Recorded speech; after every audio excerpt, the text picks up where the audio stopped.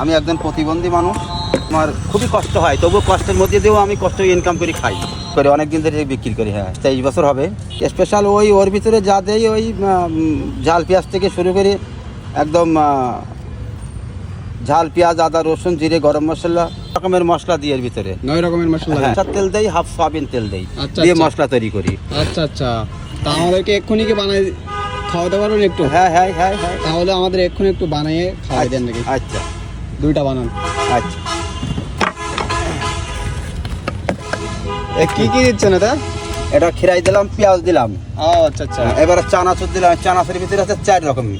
এক চানাচুরের ভিতরে 4 রকম আছে? 4 রকম চানাচুর ভিতরে 4 রকম। আর এবারে কাঁচা জাল দিলাম। এবার আমি এই সুন্দর এই মশলা, এই 9 রকমের মশলা, 2 রকমের তেল দিয়ে আমি এই মিক্স করিয়ে এইভাবে মাখাইয়ে বিক্রি করি, এবং খরিদ্দারও খুব ভালো আসে।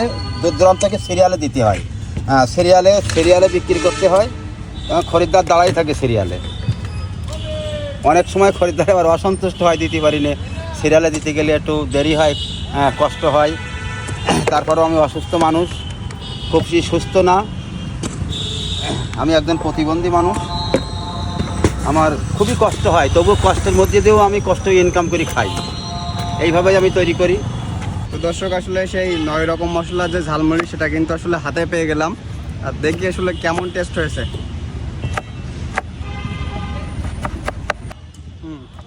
ভালো, সুন্দর।